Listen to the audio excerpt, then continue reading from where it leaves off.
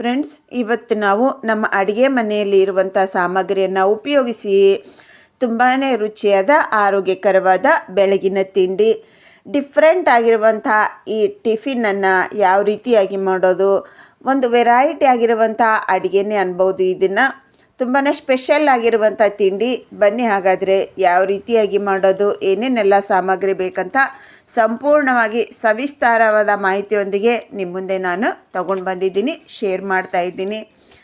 Skip ಮಾಡಿದೆ ಪೂರ್ತಿ ವಿಡಿಯೋನ ನೋಡಿ.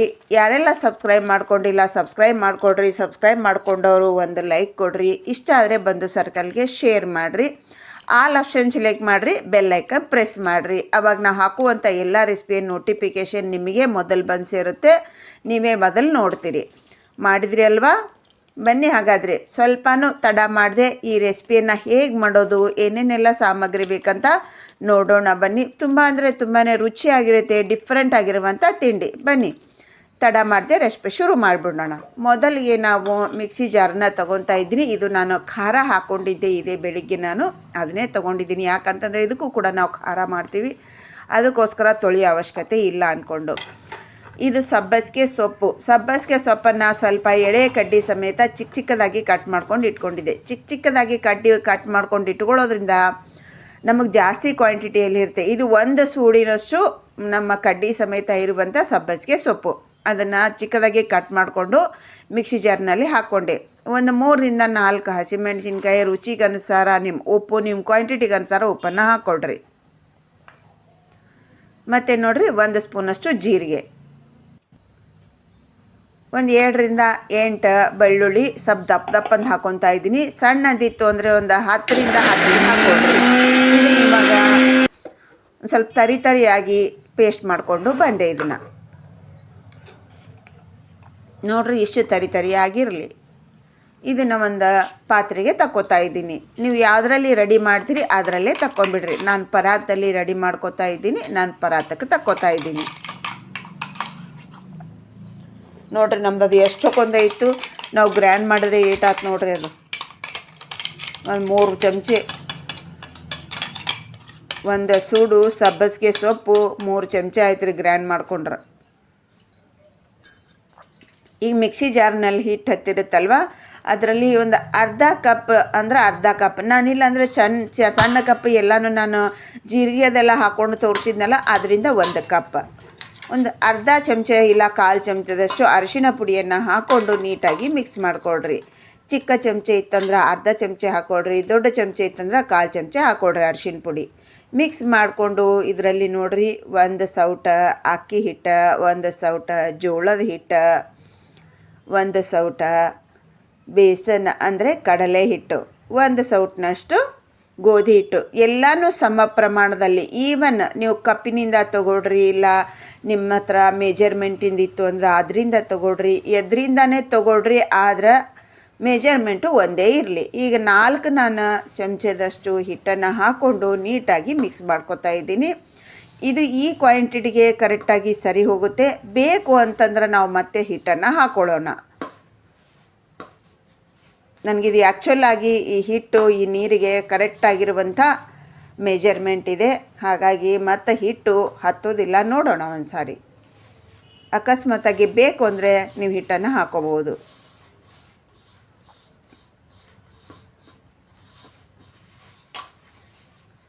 ಈಗ ನಿಮಗೆ ಅದು ನೀರಿನ ಪ್ರಮಾಣ ಅರ್ಥ ಆಗಿಲ್ಲ ಅಂತಂದರೆ, ಈಗ ನಾನು ಚಮಚೆ ತೊಗೊಂಡಿದ್ನಲ್ವ ಹಾಕಲಿಕ್ಕೆ, ಆ ಚಮಚದಿಂದ 2 ಚಮಚದಷ್ಟು ನೀರು ಹಾಕ್ಕೊಡ್ರಿ, ಪರ್ಫೆಕ್ಟ್ ಆಗುತ್ತೆ ನಮಗೆ. ನಿಮಗೆ ನಾನು ಕಪ್ಪಿನಲ್ಲಿ ಹಾಕೋದು ತೋರಿಸ್ಲಿಲ್ಲ, ಯಾಕಂತಂದರೆ ನಾನು ಕಪ್ಪಿನಲ್ಲಿ ಮುಂಚೆ ಅಳತೆ ಮಾಡ್ಕೊಂಡು ಹಾಕ್ಕೊಂಡಿದ್ದೆ ಅದರಲ್ಲಿ, ಹಾಗಾಗಿ ನಿಮಗೆ ನಾನು ಅದು ಡೈರೆಕ್ಟಾಗಿ ಹಾಗೆ ಹಾಕೋದನ್ನು ತೋರಿಸಿದೆ, ಅದಕ್ಕೋಸ್ಕರ ನಾನು ನಿಮಗೆ ಹೇಳ್ತಾ ಇದ್ದೀನಿ.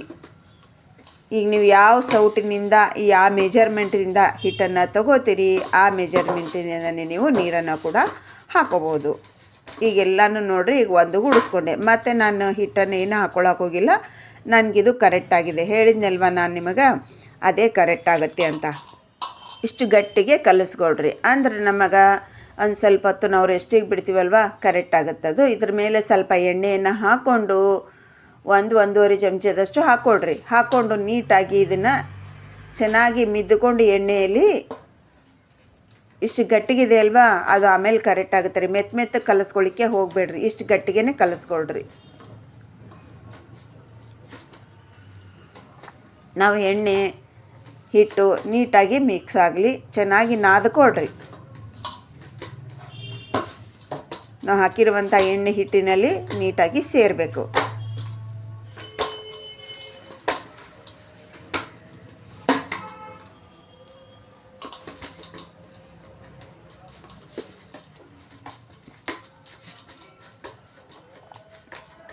ಚೆನ್ನಾಗಿ ಮಿಕ್ಸ್ ಆಯಿತು. ಇವಾಗ ಎಲ್ಲನೂ ಒಂದು ಗುಡಿಸ್ಕೊಂಡು ಒಂದು 10ರಿಂದ 15 ನಿಮಿಷ ಮುಚ್ಚಿಟ್ಬಿಡೋಣ. ಅಂದರೆ ಮುಂದಿಂದೆಲ್ಲ ನಾವು ರೆಡಿ ಮಾಡ್ಕೊಳ್ಳೋ ಅಷ್ಟರಲ್ಲಿ ಇದು ನೀಟಾಗಿ ಪರ್ಫೆಕ್ಟ್ ಆಗುತ್ತೆ ನಮ್ಮ ಹಿಟ್ಟು.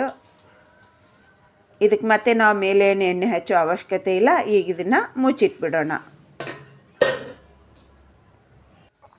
ಮುಂದಿಂದ ರೆಡಿ ಮಾಡ್ಕೊಳ್ಳೋಣ ಬನ್ನಿ. ಗ್ಯಾಸ್ ಹಚ್ಚಿ ಒಂದು ಪಾತ್ರೆನ ಇಟ್ಕೊಂಡೆ, ಅದರಲ್ಲಿ 2 ಚಮಚದಷ್ಟು ಬಿಳಿ ಎಳ್ಳು, 1 ಚಮಚದಷ್ಟು ಜೀರಿಗೆಯನ್ನು ಹಾಕ್ಕೊಂಡು ಇದನ್ನು ನೀಟಾಗಿ ನಾವು ಸ್ವಲ್ಪ ಎಳ್ಳೆಲ್ಲ ಚಟಾಪಟ ಅನ್ನಲಿ, ಜೀರಿಗೆ ಎಳ್ಳೆಲ್ಲ ಚಟಾಪಟ ಅನ್ನಲಿ ಅಲ್ಲಿವರೆಗೆ ಫ್ಲೇಮ್ ಲೋನಲ್ಲೇ ನಾವು ಫ್ರೈ ಮಾಡ್ಕೊಳ್ಳೋಣ. ಈಗ ನೋಡಿರಿ ಚೆನ್ನಾಗಿ ನೀಟಾಗಿ ಪಟಾಪಟ ಅಂತ ಉಬ್ಬುತ್ತಾ ಇದೆ ಅಲ್ವಾ.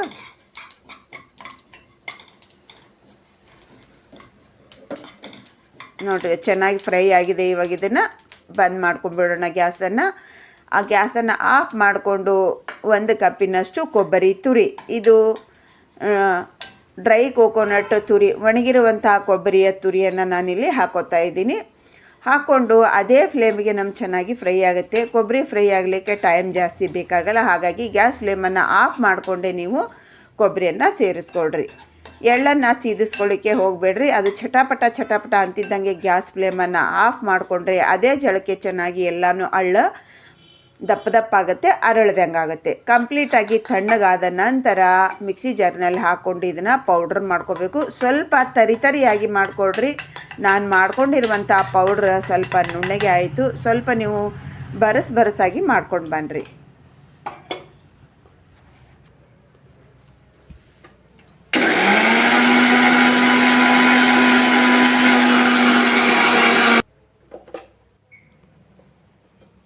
ನೋಡ್ರಿ, ನಾನು ಸ್ವಲ್ಪ ಜಾಸ್ತಿ ನುಣ್ಣಗೆನೇ ಆಯಿತು. ಹಾಗಾಗಿ ಇಷ್ಟು ನುಣ್ಣಗೆ ಮಾಡ್ಕೋಬೇಡ್ರಿ, ಇನ್ನೊಂದು ಸ್ವಲ್ಪ ತರಿಯಾಗಿ ಇರಲಿ. ಇದನ್ನು ಪಕ್ಕಕ್ಕೆ ಇಟ್ಕೊಳ್ಳೋಣ. ಈಗ ಒಂದು ಪಾತ್ರೆಗೆ ನೀರನ್ನು ಹಾಕ್ಕೊಂಡು ಇದರಲ್ಲಿ ಸರಿಸುಮಾರಾಗಿ ನೋಡಿರಿ, ನಾವು ಯಾವ ಪಾತ್ರೆಯನ್ನು ತೊಗೊಂಡಿರ್ತೀವಿ ಅದರಲ್ಲಿ ಅರ್ಧದಷ್ಟು ನೀರನ್ನು ಹಾಕ್ಕೊಂಡು ಗ್ಯಾಸ್ ಫ್ಲೇಮನ್ನು ಆನ್ ಮಾಡಿಕೊಂಡು ನೀರನ್ನು ಬಿಸಿ ಆಗಲಿಕ್ಕೆ ಬಿಡೋಣ. ಈ ಕಡೆಗೆ ನಾವು ಇವಾಗ ಹಿಟ್ಟು ಪರ್ಮೆಂಟೇಷನ್ಗೆ ಇಟ್ಟಿದ್ವಲ್ವ, ಅದು ಕೂಡ ಚೆನ್ನಾಗಿ ಸೆಟ್ ಆಗಿದೆ. ಒಂದು 10ರಿಂದ 15 ನಿಮಿಷ ಬಿಡ್ರಿ, ಸಾಕಾಗುತ್ತೆ. ಈಗ ಇದರಲ್ಲಿ ನೋಡ್ರಿ 2 ಪೋರ್ಷನ್ ಮಾಡ್ಕೋತಾ ಇದ್ದೀನಿ ನಾನು. 2 ಭಾಗವನ್ನು ಮಾಡಿಕೊಂಡು ಒಂದು ಭಾಗವನ್ನು ತಗೊಂಡು ಇನ್ನೊಂದು ಭಾಗನ ನಾನು ಮುಚ್ಚಿಡ್ತೀನಿ. ಅಂದರೆ ಹಿಟ್ಟು ನಮಗೆ ಒಣಗಬಾರ್ದು, ಅದಕ್ಕೋಸ್ಕರ ಮುಚ್ಚಿಟ್ರೆ ನಮ್ಮ ಹಿಟ್ಟು ಡ್ರೈ ಆಗೋದಿಲ್ಲ ಅಂತ. ಈಗ ಇದನ್ನು ನಾವು ಒಣ ಹಿಟ್ಟು ಸ್ವಲ್ಪ ಗೋಧಿ ಹಿಟ್ಟನ್ನು ಹಾಕ್ಕೊಂಡು ನಾವು ಯಾವ ರೀತಿಯಾಗಿ ಚಪಾತಿ ತಿಕ್ತೀವಿ ಅದೇ ರೀತಿಯಾಗಿಯೇ ಸ್ವಲ್ಪ ದಪ್ಪಗೆ ತಿಕ್ಕೊಳ್ರಿ. ಅಂದರೆ ಪದರದ ಏನೋ ಹಾಕೋ ಅವಶ್ಯಕತೆ ಇಲ್ಲ, ಸಿಂಗಲ್ ಆಗಿಯೇ ಸ್ವಲ್ಪ ದಪ್ಪಗೆ ತಿಕ್ಕೊಳ್ರಿ.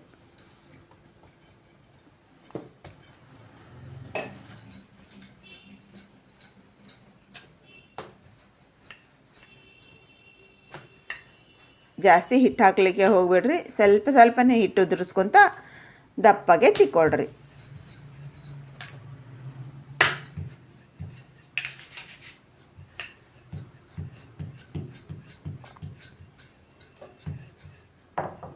ಒಂದು ಹೊಸ ವಿಧಾನ, ಡಿಫ್ರೆಂಟ್ ಆಗಿದೆ. ತಿಂಡಿ ಮಾತ್ರ ತುಂಬಾ ಸರಳವಾಗಿ ಆರೋಗ್ಯಕರವಾಗಿರುವಂಥದ್ದು. ತಪ್ಪದೆ ಒಂದು ಸಾರಿ ಟ್ರೈ ಮಾಡಿರಿ. ರುಚಿ ಕೂಡ ರಾಜಿ ರುಚಿಯಲ್ಲಿದೆ.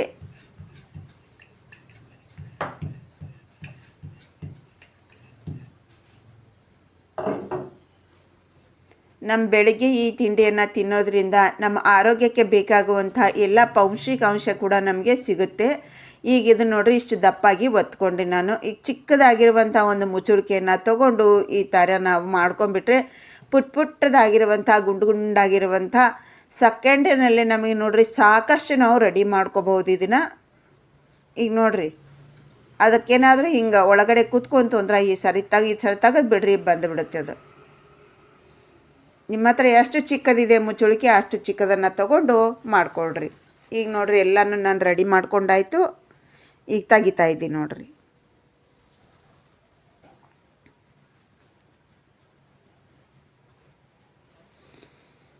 ನೋಡಿರಿ ಎಷ್ಟು ಈಸಿಯಾಗಿ ನಾವು ಒಂದೇ ಸಲ ಎಷ್ಟೊಂದು ಮಾಡ್ಕೋಬಹುದಲ್ವ. ನೋಡಿ ಎಷ್ಟು ಪುಟ್ಟದಾಗಿರುವಂಥ ಮುದ್ದಾಗಿರುವಂಥ ಈ ಬಿಲ್ಲಲು ರೆಡಿ ಆದ ನೋಡ್ರಿ. ಎಲ್ಲನೂ ಹಿಂಗೆ ನಾವು ಇದನ್ನು ತೆಗೆದುಬಿಡೋಣ.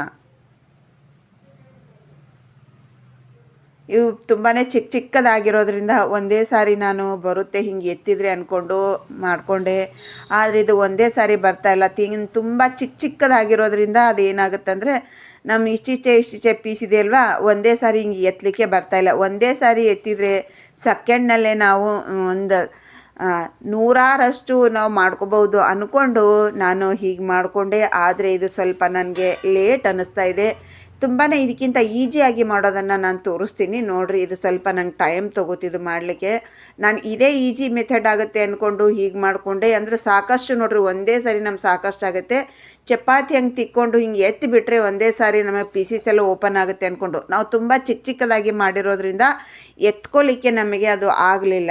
ಸ್ವಲ್ಪ ದೊಡ್ಡದಾಗಿ ಮಾಡಿದರೆ ಸ್ವಲ್ಪ ಅಗಲ ಸ್ವಲ್ಪ ದೊಡ್ಡ ಜಾಸ್ತಿ ಇರುತ್ತಲ್ವ, ಅದು ಈಸಿಯಾಗಿ ಎತ್ಕೊಳ್ಳಿಕ್ಕೆ ಆಗ್ತಿತ್ತು. ಸ್ವಲ್ಪ ಕೈಗೆ ಎಣ್ಣೆ ಹಚ್ಕೊಂಡು ನಾನು ಅದಕ್ಕೆ ಪ್ಲೇಟಿಗೆ ಹಾಕ್ಕೊಂಡೆ, ಅಂದ್ರೆ ಹತ್ಕೊಳ್ಳೋಂಗಿಲ್ಲ ಅಂದ್ಕೊಂಡು. ಈಗ ನೋಡಿರಿ ಉಳಿದಿರುವಂಥ ಇನ್ನೊಂದು ಭಾಗ ಇತ್ತಲ್ಲ ನಮ್ಮದು ಉಳ್ಳೆ, ಅದನ್ನು ನಾವು ಮತ್ತೀಗ ನಾವು ಸೂತ ತೆಗೆದಿರೋದು ಎಲ್ಲನೂ ಜಾಯಿಂಟ್ ಮಾಡಿಕೊಂಡು ಒಂದು ಗುಡಿಸ್ಕೊಂಡು ಹೀಗೆ ನೋಡಿರಿ ಉದ್ದಕ್ಕೆ ಮಾಡಿಕೊಂಡು ಸ್ವಲ್ಪ ಚಿಕ್ಕದಾಗಿ ಉಳ್ಳೆಯನ್ನು ಮಾಡಿಕೊಂಡೆ. ಕೈಗೆ ಚೂರ ಎಣ್ಣೆಯನ್ನು ಹಚ್ಕೊಂಡು ಇದನ್ನು ಉದ್ದಕ್ಕೆ ತಿಕ್ಕೋತೀನಿ ನೋಡಿರಿ. ಫಾಸ್ಟಾಗಿ ಆಗಬೇಕು, ನಮ್ಮ ಬೆಳಗ್ಗೆ ವರ್ಕು ಲೇಟ್ ಆಗಬಾರ್ದು. ಅದಕ್ಕೋಸ್ಕರ ನಾನು ಯಾವಾಗ ಫಾಸ್ಟ್ ಆಗುತ್ತೆ ಅದನ್ನು ನಾನು ಮಾಡ್ತೀನಿ. ನಾವು ಮಾಡಬೇಕಾದ್ರೆ ಏನಾದರೂ ನನಗೆ ಡಿಲೇ ಅನಿಸ್ತಿತ್ತು, ಟೈಮ್ ಭಾಳ ತೊಗೋತು ಅನ್ಕೊತ ಇದ್ರೆ ನಾನು ಮತ್ತೆ ಚೇಂಜ್ ಮಾಡಿಬಿಡ್ತೀನಿ. ಅದನ್ನು ಯಾವ ಥರ ಈಸಿ ಆಗುತ್ತೆ ಅನ್ನೋದು ನೋಡಿಕೊಂಡು ಆ ಮೆಥಡನ್ನು ನಾನು ಮಾಡ್ಕೋತೀನಿ. ಈಗ ನೋಡಿರಿ ಎಲ್ಲನೂ ನಾನು ಉದ್ದಕ್ಕನ್ನು ಮಾಡ್ಕೊತಾ ಇದ್ದೀನಿ. ಇಲ್ಲ ಒಂದೇ ಸಾರಿ ನಾವು ಹಿಂಗೆ ಉದ್ದಕ್ಕೆ ಮಾಡಿಕೊಂಡು ಇಟ್ಕೋಬೇಕು. ಸ್ವಲ್ಪ ಒಂದು ಬೆಳ್ಳಿನ ದಪ್ಪ ಗಾತ್ರದಷ್ಟು ಉದ್ದಕ್ಕೆ ಮಾಡ್ಕೊಳ್ರಿ. ಜಾಸ್ತಿ ದಪ್ಪ ಮಾಡ್ಕೊಳ್ಳಿಕ್ಕೆ ಹೋಗ್ಬೇಡ್ರಿ. ನಮ್ಮ ಬೆರಳಷ್ಟೇ ಇದೆ ನೋಡಿರಿ ಇದು.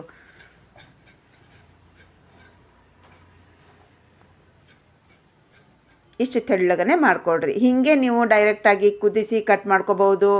ನಾನು ಹಂಗೆ ಮಾಡ್ತಾಯಿಲ್ಲ. ಇವಾಗ ಒಂದೇ ಸಲ ನಾನು ಎಲ್ಲನೂ ಕಟ್ ಮಾಡ್ಕೋತೀನಿ. ಕಟ್ ಮಾಡಿಕೊಂಡು ನಾನು ಒಂದೇ ಸರಿ ರೆಡಿ ಮಾಡಿಕೊಂಡೆ ಇದನ್ನು ರೆಡಿ ಮಾಡ್ಕೋತೀನಿ. ನೀವು ಹೀಗೆ ಕೂಡ ರೆಡಿ ಮಾಡಿಕೊಂಡು ಆಮೇಲೆ ಕೂಡ ನೀವು ಕಟ್ ಮಾಡ್ಕೋಬೋದು.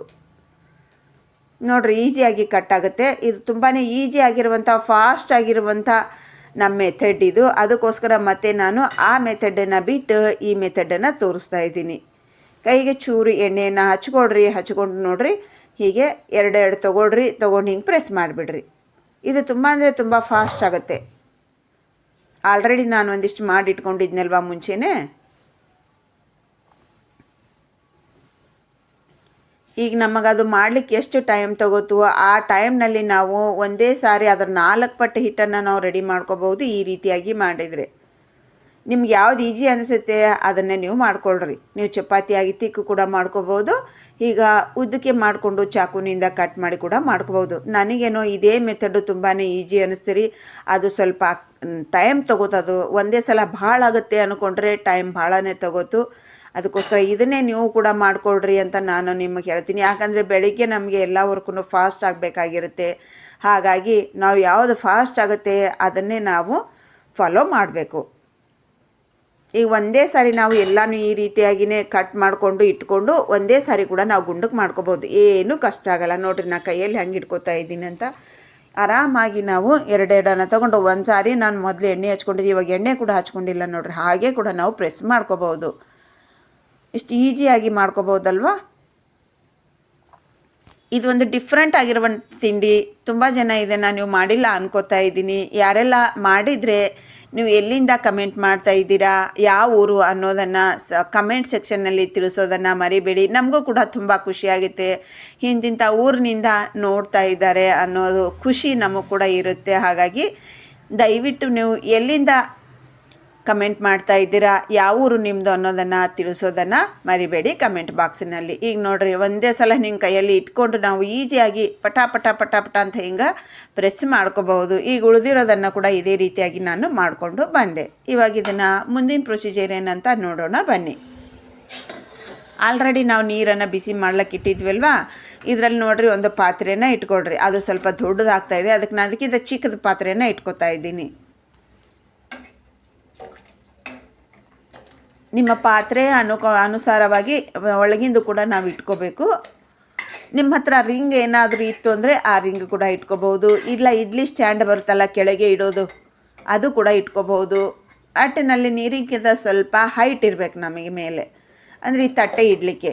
ಈಗ ನೋಡಿರಿ, ನೀರನ್ನೆಲ್ಲ ಅದಕ್ಕೆ ಹಾಕ್ಕೊಂಡು ಫುಲ್ ಹಾಕ್ಕೊಂಡ್ರೆ ಓಡಾಡಂಗಿಲ್ಲ ಅಂಥೇಳಿ ಅದ್ರ ಮೇಲೆ ಈ ತಟ್ಟೆಯನ್ನು ಇಟ್ಕೋಬೇಕು. ನಾವು ಇಟ್ಕೊಂಡು ಮುಚ್ಚಳವನ್ನು ಮುಚ್ಚಿ ಹೈ ಫ್ಲೇಮ್ನಲ್ಲೇ 15 ನಿಮಿಷ ಇದನ್ನು ನಾವು ಬೇಯಿಸ್ಕೊಂಡು ಬರೋಣ. ಆವಾಗ ಪರ್ಫೆಕ್ಟಾಗಿರುತ್ತೆ. ಟೈಮ್ ಹಚ್ಚಿ 15 ನಿಮಿಷ ಬೇಯಿಸ್ಕೊಳ್ರಿ. ಈಗ 15 ನಿಮಿಷದ ನಂತರ ನಾನು ನಿಮಗಿಲ್ಲಿ ತೆಗೆದು ತೋರಿಸ್ತಾ ಇದ್ದೀನಿ. ಉಗ ಬರ್ತಾ ಇರುತ್ತೆ, ಹುಷಾರಾಗಿ ತಕ್ಕೊಳ್ರಿ. ಕೈಗೆ ಉಗ ಬಡಿಸ್ಕೊಳ್ಳಿಕ್ಕೆ ಹೋಗಬೇಡ್ರಿ. ಈಗ ನೋಡಿರಿ, ಚೆಕ್ ಮಾಡಿಕೊಡ್ರಿ, ಕೈಗೆ ಏನೂ ಹತ್ತುತ್ತಾ ಇಲ್ಲ. ನೋಡಿದ್ರಲ್ವ, ಓಪನ್ ಮಾಡಿ ಕೂಡ ನಿಮ್ಗೆ ತೋರಿಸ್ತಾ ಇದ್ದೀನಿ. ನೋಡಿರಿ ಒಳಗೆ ಎಷ್ಟು ಚೆನ್ನಾಗಿ ಬೆಂದಿದೆ ಅಂತ. ಈಗ ಗ್ಯಾಸ್ ಫ್ಲೇಮನ್ನು ಆಫ್ ಮಾಡಿಕೊಂಡು ಇದನ್ನು ಹೊರಗಡೆಗೆ ತಕ್ಕೊಂಬಿಡೋಣ. ನೀರು ಬಿಸಿಯಾಗಿರುತ್ತೆ, ತುಂಬ ಹುಷಾರಾಗಿ ತೆಗೀರಿ.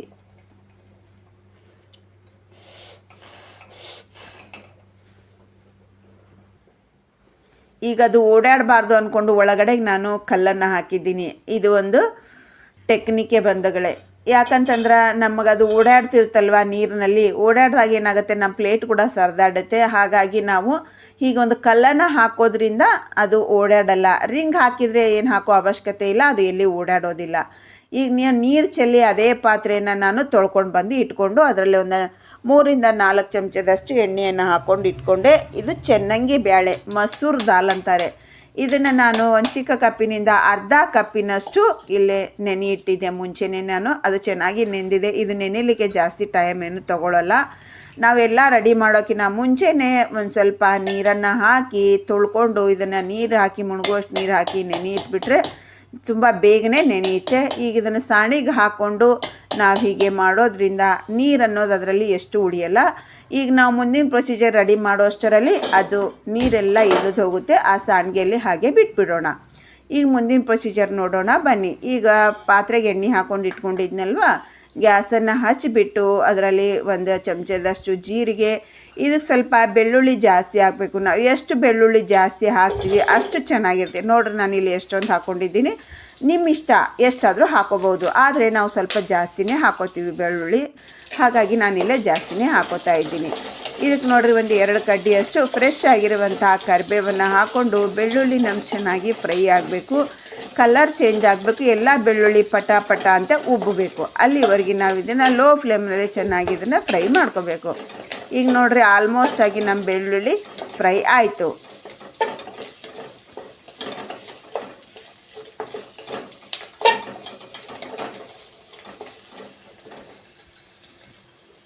ಈಗ ಇದಕ್ಕೆ ನಾವು ಮಾಡ್ಕೊಂಡಿರುವಂಥ ಈ ಕಡುಬು ಅಂತೀವಿ ನಾವು, ಇದನ್ನು ನೀವೇನಂತೀರಿ ಅನ್ನೋದನ್ನು ಕಮೆಂಟ್ ಸೆಕ್ಷನ್ನಲ್ಲಿ ತಿಳಿಸ್ರಿ. ಇದನ್ನು ಇದರಲ್ಲಿ ಹಾಕ್ಕೊಂಡು ಅವು ಚಿಕ್ಕ ಚಿಕ್ಕದಾಗಿರುವಂಥ ನಾವು ಬಿಲ್ಲಲ್ಲಿ ಮಾಡ್ಕೊಂಡಿದ್ವಲ್ವ, ಅವೆಲ್ಲನೂ ಇದರಲ್ಲಿ ಹಾಕ್ಕೊಂಡು ನೀಟಾಗಿ ಇದನ್ನು ಮಿಕ್ಸ್ ಮಾಡ್ಕೊಳ್ಳೋಣ. ಫ್ಲೇಮು ಲೋನಲ್ಲೇ ಇರಲಿ. ಇದು ಚೆನ್ನಾಗಿ ಎಣ್ಣೆಯಲ್ಲೆಲ್ಲ ಚೆನ್ನಾಗಿ ಫ್ರೈ ಆಗಬೇಕು. ಒಂದು 5 ನಿಮಿಷ ಚೆನ್ನಾಗಿ ನಾವಿದು ಫ್ರೈ ಮಾಡ್ಕೋಬೇಕು ಇದರಲ್ಲಿ. ಅಂದರೆ ನಾವು ಎಣ್ಣೆ ಎಲ್ಲ ಅಬ್ಸರ್ವ್ ಮಾಡಿಕೊಳ್ಳುತ್ತೆ. ಇದು ಚೆನ್ನಾಗಿ ಅದರಲ್ಲಿ ಫ್ರೈ ಆದರೆ ಟೇಸ್ಟ್ ಕೂಡ ತುಂಬ ಚೆನ್ನಾಗಿ ಕೊಡುತ್ತೆ. ಈಗ ಚೆನ್ನಾಗಿ ನೋಡ್ರಿ, ನಾನಿಲ್ಲೇ ಫ್ರೈ ಮಾಡ್ಕೊಂಡಾಯಿತು. ಈಗ ಇದರಲ್ಲಿ ನಾವು ಬೇಳೆಯನ್ನು ನೀರು ಬಸ್ಕೊಂಡು ಇಟ್ಕೊಂಡಿದ್ದೀವಲ್ವ, ಅದನ್ನು ಹಾಕ್ಕೊಳ್ಳೋಣ. ಒಂದು 5 ನಿಮಿಷ ಮುಚ್ಚಿಟ್ಬಿಡೋಣ. ಮುಚ್ಚಿಟ್ಟು ನಾವು ಇದನ್ನು ಹೀಗೆ ಫ್ರೈ ಮಾಡ್ಕೊಳ್ಳೋದ್ರಿಂದ ಚೆನ್ನಾಗಿ ಎಣ್ಣೆ ಅನ್ನೋದು ಅಬ್ಸರ್ವ್ ಮಾಡಿಕೊಳ್ಳುತ್ತೆ. ಹಾಗೆ ತುಂಬ ಚೆನ್ನಾಗಿ ಬಿಸಿ ಕೂಡ ಆಗುತ್ತೆ.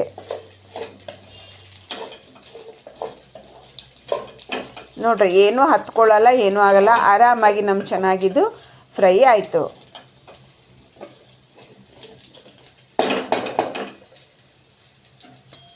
ಈಗ ಇದರಲ್ಲಿ ನಾವು ಬೇಳೆಯಲ್ಲಿ ನೀರು ತಗೊಂಡಿದ್ವಲ್ವ, ಕಂಪ್ಲೀಟಾಗಿ ನೀರೆಲ್ಲ ಕೆಳಗಡೆಗೆ ಇಳಿದು ಹೋಗಿದೆ, ಎಷ್ಟು ನೀರಿಲ್ಲ. ಇದನ್ನ ಇವಾಗ ಬೇಳೆಯನ್ನೆಲ್ಲ ಕುಪ್ಪೆ ಹಾಕಬೇಡಿ, ಈ ಥರನೇ ನೀವು ತುಂಬಾ ಹಾಕ್ಕೊಂಡ್ಬಿಡ್ರಿ. ಹಾಕ್ಕೊಂಡು ಫ್ಲೇಮ್ ಲೋನಲ್ಲೇ ಇದನ್ನು ಮುಚ್ಚಿ ಇಡೋಣ. 5 ನಿಮಿಷ ಮುಚ್ಚಿಡೋಣ.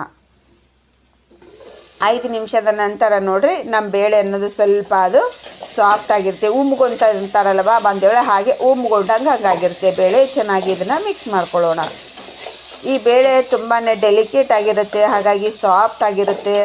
ಈ ಸ್ವಲ್ಪ ತಳ ಹತ್ತುವ ಚಾನ್ಸಸ್ ಇರುತ್ತೆ. ತಳ ಹತ್ತಿದ್ರೂ ಕೂಡ ಏನಾಗಲ್ಲ, ಆರಾಮಾಗಿ ಬಿಟ್ಕೊಳ್ಳುತ್ತೆ.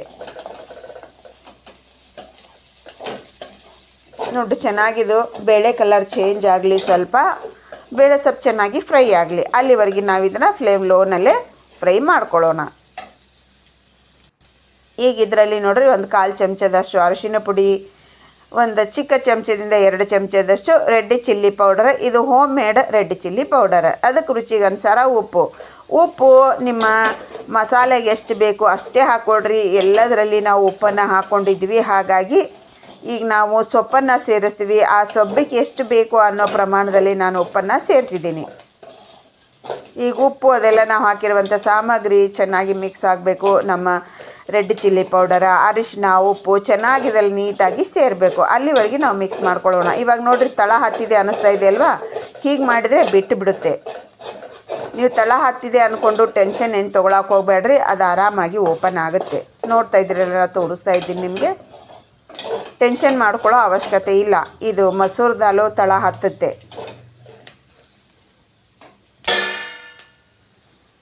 ನೀವು ಮಸೂರ್ ದಾಲ್ ಬದಲಾಗಿ ತೊಗರಿ ಬೇಳೆಯನ್ನು ಕೂಡ ಹಾಕೋಬಹುದು, ಹೆಸರು ಬೇಳೆಯನ್ನು ಕೂಡ ಹಾಕೋಬಹುದು. ಈಗ ಸಬ್ಬಸಿಗೆ ಸೊಪ್ಪು ಇದು ಒಂದು ಸೂಡಿದೆ. ಒಂದು ಸೂಡನ್ನು ನಾನು ಹಿಟ್ಟಿನಲ್ಲಿ ಹಾಕ್ಕೊಂಡಿದ್ದೀನಿ. ಒಂದು ಸೂಡಿದು ಸೋಸಿ ಇಟ್ಕೊಂಡಿದ್ದೆ. ನೀಟಾಗಿ ತೊಳ್ಕೊಂಡು ಕಟ್ ಮಾಡಿಕೊಂಡು ಡ್ರೈ ಮಾಡ್ಕೊಂಡಿದ್ದೀನಿ. ಇದು ನೋಡ್ರಿ, ಎಷ್ಟು ಹಸಿ ಅಂಶ ಇಲ್ಲ, ಉದುರಿದೆ. ಅದನ್ನು ಕೂಡ ಒಂದೇ ಸಲ ಹಾಕಬಾರ್ದು. ನಾವು ಸ್ವಲ್ಪನೇ ಹಾಕಬೇಕು, ಮಿಕ್ಸ್ ಮಾಡಬೇಕು. ಸ್ವಲ್ಪನೇ ಹಾಕಬೇಕು, ಮಿಕ್ಸ್ ಮಾಡಬೇಕು. ಬ್ಯಾಚ್ ಬೈ ಬ್ಯಾಚ್ ಇದೇ ಥರ ಹಾಕ್ಕೊತಾನೆ ಬರಬೇಕು. ಅಂದರೆ ನಮಗೆ ಉಂಡೆ ಆಗಲ್ಲ. ಇಲ್ಲಾಂದರೆ ಸಬ್ಬಸಿಗೆ ಸೊಪ್ಪು ಒಂದೇ ಸಲ ಹಾಕಿಬಿಟ್ರೆ ಏನಾಗುತ್ತೆ, ಅದು ಉಂಡೆ ಆಗುತ್ತೆ. ಈ ಥರ ಮಾಡೋದ್ರಿಂದ ಉಂಡೆ ಅಸಲಾಗಲ್ಲ. ನಮ್ಮ ಸಬ್ಬಸಿಗೆ ಸೊಪ್ಪು ಪುಡಿ ಆಗೇ ಎಲ್ಲ ಕಡೆಗೆ ನಮಗೇನಾಗುತ್ತೆ, ಸ್ಪ್ರೆಡ್ ಆಗುತ್ತೆ. ಈಗ ನೋಡಿರಿ, ನಾನು ಈಗ ಹಾಕ್ತಾ ಇದ್ದೀನಲ್ವ, ಈ ಥರ ಹಾಕೋದ್ರಿಂದ ಉಂಡೆ ಅಸಲಾಗಲ್ಲ. ಒಂದೇ ಸಲ ನಾವು ಇಷ್ಟು ಹಾಕಿಬಿಟ್ರೆ ಏನಾಗುತ್ತೆ, ಅದು ಆ ಸಬ್ಬಸಿಗೆ ಸೊಪ್ಪಿನ ಸ್ವಭಾವನೇ ಅಂಥದ್ದೇ. ಉಂಡೆ ಆಗಿಬಿಡುತ್ತೆ. ನಾವು ಪಲ್ಯ ಮಾಡ್ತಿರ್ತೀವಲ್ವ, ಆವಾಗ ನೋಡ್ತಾ ಇರ್ತೀರಲ್ವ, ಅದು ಉಂಡೆ ಆಗಿಬಿಡುತ್ತೆ. ಹಾಗಾಗಬಾರ್ದು ಅಂತಂದ್ರೆ ಈ ರೀತಿಯಾಗಿ ನಾವು ಸ್ವಲ್ಪನೇ ಹಾಕ್ಕೊಂಡು ಮಿಕ್ಸ್ ಮಾಡೋದ್ರಿಂದ ಉಂಡೆ ಅಸಲಾಗಲ್ಲ, ಪುಡಿ ಆಗಿರುತ್ತೆ. ನನಗೆ ಸಪ್ರೇಟಾಗಿ ನಮ್ಗೆ ಸೊಪ್ಪು ಅನ್ನೋದೆಲ್ಲ ಕಡೆಗೂ ಅಬ್ಸರ್ವ್ ಆಗುತ್ತೆ, ಸೇರಿಕೊಳ್ಳುತ್ತೆ. ಈಗ ನೋಡಿರಿ, 4 ಬ್ಯಾಚಿನಲ್ಲಿ ನಾನು ಇದೇ ರೀತಿಯಾಗಿ ಸ್ಟೆಪ್ ಬೈ ಸ್ಟೆಪ್ ಹಾಕ್ತೀನಿ, ಹಾಗೆ ಮಿಕ್ಸ್ ಮಾಡ್ಕೊತೀನಿ. ಅದು ಚೆನ್ನಾಗಿ ಎಲ್ಲ ಮಿಕ್ಸ್ ಆಯಿತು, ಅದರಲ್ಲಿ ಸೇರಿತು. ಆ ಸಬ್ಬಸಿಗೆ ಸೊಟ್ಟು ಕಂಪ್ಲೀಟಾಗಿ ನಮಗೆ ಫ್ರೈ ಆಯಿತು ಅಂದಮೇಲೆ ನಾನು ಮತ್ತೊಂದು ಸಲ ಹಾಕ್ತೀನಿ. ಇದೇ ರೀತಿಯಾಗಿ 4 ಸಾರಿ ನಾನು ಹೀಗೆ ಹಾಕ್ಕೊತಾ ಬರ್ತಾಯಿದ್ದೀನಿ. ಹೀಗೆ ಹಾಕ್ಕೊಳ್ಳೋದ್ರಿಂದ ಟೇಸ್ಟ್ ತುಂಬಾ ಚೆನ್ನಾಗಾಗುತ್ತೆ. ಸಬ್ಬಸಿಗೆ ಸೊಪ್ಪು ಕೂಡ ಪೂರ್ತಿಯಾಗಿ ಪುಡಿ ಆಗುತ್ತೆ. ಹಾಗಾಗಿ ಟೇಸ್ಟ್ ಕೂಡ ಒಂದು ಡಿಫ್ರೆಂಟ್ ಆಗಿರುತ್ತೆ. ಒಂದು ಮಾಡ್ತಾ ಇರುವಂಥ ಮೆಥಡ್ ಕೂಡ ತುಂಬಾ ಡಿಫ್ರೆಂಟ್ ಆಗಿದೆ.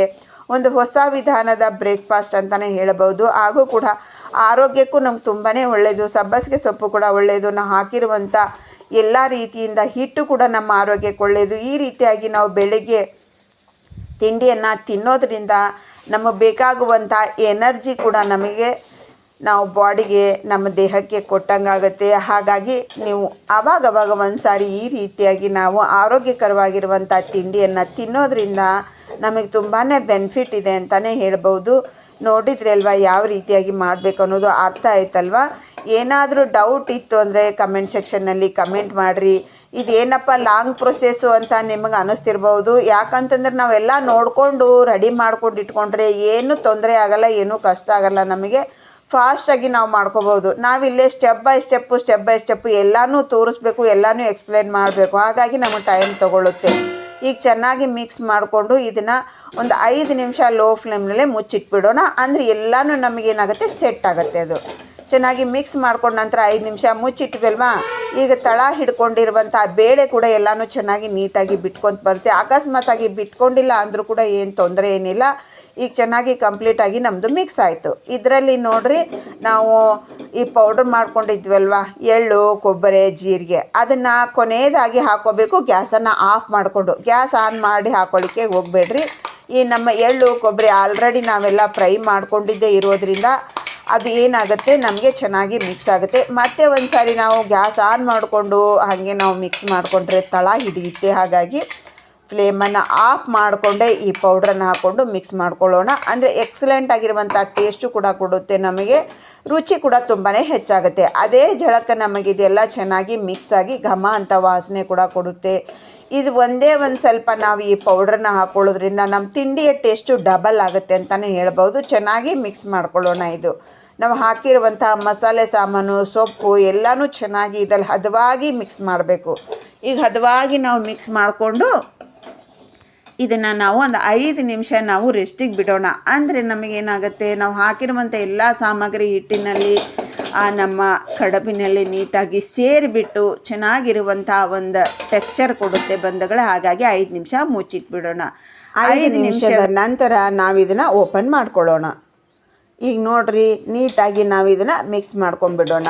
ಈಗ ನಮ್ಮ ತಳ ಹಿಡ್ದಿತ್ತಲ್ಲ ಬೇಳೆ ಎಲ್ಲ ನೋಡಿರಿ ಹಿಂಗೆ ಮಾಡಿಬಿಟ್ರೆ ನೋಡಿರಿ ಎಲ್ಲ ಓಪನ್ ಆಗುತ್ತೆ. 5 ನಿಮಿಷ ನಾವು ಮುಚ್ಚಿಡೋದ್ರಿಂದ ಕಂಪ್ಲೀಟಾಗಿ ನಮ್ಮ ಬೇಳೆ ತಳ ಹಿಡಿದಿರೋದೆಲ್ಲ ಓಪನ್ ಆಗುತ್ತೆ. ಕಾಣ್ತಾ ಇದೆ ಅಲ್ವ ನಿಮಗೆ, ಎಲ್ಲ ಬೇಳೆ ನಮ್ಮದು ಓಪನ್ ಆಗಿಬಿಡ್ತು ನೋಡಿರಿ. ವಾವ್! ಆದರೆ ನಾವು ಯಾವುದೇ ಮಾಡಬೇಕಂದ್ರೂ ಇದನ್ನು ಲೋ ಫ್ಲೇಮ್ನಲ್ಲೇ ಚೆನ್ನಾಗಿ ಮಾಡ್ಕೋಬೇಕು. ಕುದಿಸೋದು ಮಾತ್ರ ಅವರೆಲ್ಲಿ ಕುದಿಸ್ಬೇಕಾದ್ರೆ ಮಾತ್ರ ಹೈ ಫ್ಲೇಮನ್ನು ಇಟ್ಕೊಂಡು ಮಿಕ್ಕಿದ್ದೆಲ್ಲನೂ ಲೋ ಪ್ರೊಸೀಜರಲ್ಲೇ ಮಾಡಿದರೆ ಪರ್ಫೆಕ್ಟ್ ಆಗುತ್ತೆ. ಇವಾಗ ನೋಡಿರಿ ನಮ್ಮದು ಡಿಫ್ರೆಂಟ್ ಆಗಿರುವಂಥ ರುಚಿಯಾಗಿರುವಂಥ ಆರೋಗ್ಯಕರವಾಗಿರುವಂಥ ಒಂದು ಹೊಸ ರುಚಿಯ ಬ್ರೇಕ್ಫಾಸ್ಟ್ ರೆಡಿ ಆಯಿತು. ಸವಿಯಲು ಸಿದ್ಧವಾಗಿಬಿಟ್ಟಿದೆ ನೋಡಿರಿ. ಬಾಯಲ್ಲಂತೂ ನೀರಂತೂ ನನಗೆ ಬರ್ತಾನೆ ಇದೆ. ನಿಮಗೆ ಎಷ್ಟು ಮಂದಿಗೆ ಇದರಿಂದ ಬಾಯಲ್ಲಿ ನೀರು ಬಂತು, ಎಲ್ಲಿಂದ ನೋಡ್ತಾ ಇದ್ದಾರೆ, ಯಾವ ಊರು ಅನ್ನೋದನ್ನು ಕಮೆಂಟ್ ಸೆಕ್ಷನ್ನಲ್ಲಿ ಕಮೆಂಟ್ ಮಾಡೋದನ್ನು ಮರಿಬೇಡಿ. ಇವಾಗ ನೋಡಿರಿ ನಾವು ಸರ್ವ್ ಮಾಡ್ತಾಯಿದ್ದೀವಿ. ಮೊದಲಿಗೆ ಇದನ್ನು ನಾನು ದೇವರ ಪಾದಾರ್ಪಣೆಗಳಿಗೆ ಸಮರ್ಪಣೆಯನ್ನು ಮಾಡಿಬಿಟ್ಟು ಆನಂತರ ನಾವಿದನ್ನು ಟೇಸ್ಟ್ ನೋಡೋಣ. ಮೊದಲಿಗೆ ನಾವು ದೇವರಿಗೆ ನೈವೇದ್ಯನ ಇಟ್ಟು ಬರ್ತೀನಿ ಬಂಧುಗಳೇ. ನಾವು ಯಾವುದೇ ಮಾಡಲಿ ಫಸ್ಟು ಭಗವಂತನಿಗೆ ಸಮರ್ಪಣೆ ಮಾಡಿಯೇ ನಾವಿದನ್ನು ಪ್ರಸಾದ ಸೇವನೆಯನ್ನು ಮಾಡೋದು. ಹಾಗಾಗಿ ಫಸ್ಟು ದೇವರ ಪಾದಾರ್ಪಣೆಗಳಿಗೆ ಸಮರ್ಪಣೆ ಮಾಡಿ ನಂತರ ನಾನಿಲ್ಲಿ ಟೇಸ್ಟನ್ನು ನೋಡೋಕೆ ಬರ್ತಾಯಿದ್ದೀನಿ. ಈಗ ನೋಡಿರಿ ಇವಾಗ ನಾವಲ್ಲೇ ದೇವರಿಗಿಟ್ಟು ಬಂದಾಯಿತು. ಇವಾಗ ನಾವು ಕೂಡ ಸವಿಯಲು ಸಿದ್ಧವಾಗಿದ್ದೀವಿ. ನೋಡಿರಿ ಸೂಪರ್ ಆಗಿರುವಂಥ ಕಲರ್ಫುಲ್ಲಾಗಿರುವಂಥ ಆರೋಗ್ಯಕರವಾಗಿರುವಂಥ ಈ ಬೆಳಗಿನ ತಿಂಡಿ ಆಹಾ ಸಖತ್ತಾಗಿದೆ ರೀ.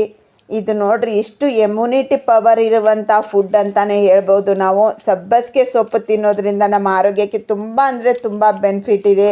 ಬೆಳ್ಳುಳ್ಳಿಯಲ್ಲಿ ಕೂಡ ನಮಗೆ ಒಂದು ಮೆಡಿಸಿನ್ ಅಂಶ ಕೂಡ ಇದೆ. ಹಾಗಾಗಿ ಬೆಳ್ಳುಳ್ಳಿಯನ್ನು ಕೂಡ ಈ ಚಳಿಗಾಲದಲ್ಲಿ ನಾವು ತುಂಬಾ ಸೇವನೆ ಮಾಡೋದ್ರಿಂದ ಈ ಬೆಳ್ಳುಳ್ಳಿ, ಸಬ್ಬಸಿಗೆ ಮತ್ತು ನಮ್ಮ ಹಾಕಿರುವಂಥ ಎಲ್ಲ ಹಿಟ್ಟು ಕೂಡ ಆರೋಗ್ಯಕರವಾಗಿರುವಂಥದ್ದೇ. ನಮ್ಮ ಕಿಚನ್ನಲ್ಲಿ ಸಿಗುವಂಥ ಸಾಮಗ್ರಿಯಿಂದ ಅದ್ಭುತ ರುಚಿಯ ಈ ತಿಂಡಿಯನ್ನು ತೋರಿಸ್ಕೊಟ್ಟಿದ್ದೀನಿ. ನಿಮಗೆ ಹೇಗೆ ಅನ್ನಿಸ್ತು ಅನ್ನೋದನ್ನು ಕಮೆಂಟ್ ಸೆಕ್ಷನ್ನಲ್ಲಿ ತಿಳಿಸೋದನ್ನು ಮರಿಬೇಡಿ.